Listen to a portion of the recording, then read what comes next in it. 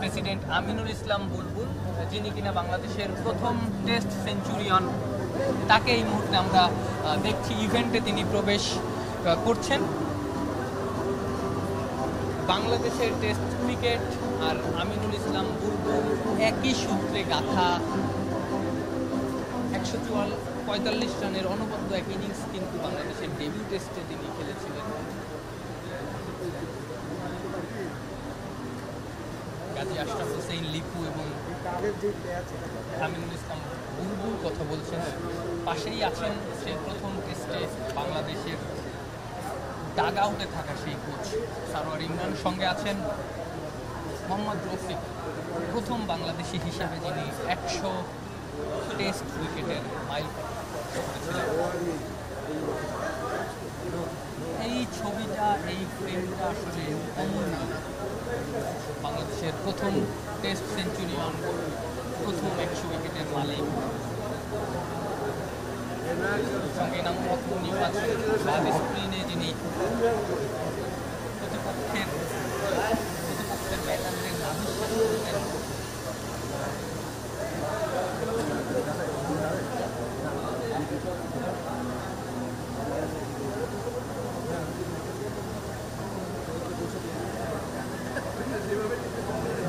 সালের 26 June Bangladesh test স্বীকৃতিটা পায় লর্ডসে।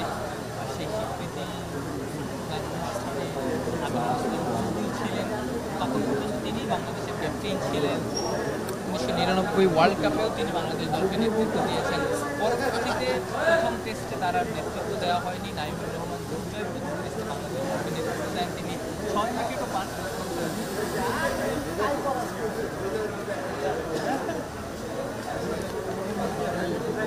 নানা কারণে এই অনুষ্ঠানে উপস্থিত থাকতে পারবেন না বাংলাদেশের প্রথম টেস্ট ক্যাপ্টেন আমিনুল ইসলাম, প্রথম টেস্ট ক্যাপ্টেন নাইমুর রহমান দুর্জয়।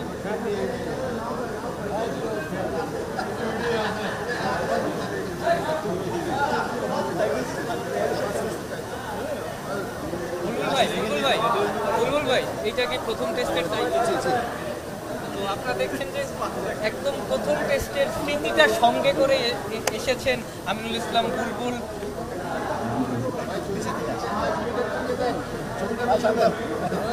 অনন্য এক স্মৃতি কিন্তু আমিনুল ইসলাম বুলবুলের। আমরা সাধু বিদ্যুৎ ভাইকে দেখছি, কতখানি রোমাঞ্চিত? ফার্স্ট টেস্টে আমাদের এখন মনে রাখছে ক্রিকেট বোর্ডে অনেক কিছু। বিদ্যুৎ ভাই বললেন যে রোমাঞ্চিত। মেহরাব হোসেন অব্বি, বাংলাদেশের প্রথম সেঞ্চুরিয়ান, কতখানি ভালো লাগা?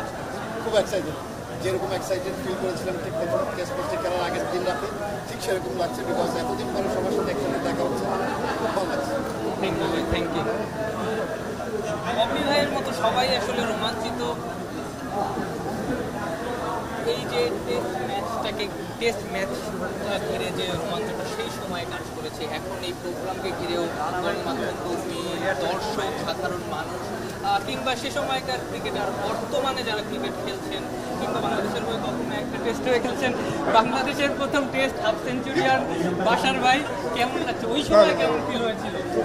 আপনার ভিডিওটা একটু আগে আমরা দেখছিলাম। বাশার ভাই বাংলাদেশের প্রথম টেস্ট হাফ সেঞ্চুরিয়ান। মজার ব্যাপার, তার ওই টেস্টটা খেলার কথাই ছিল না।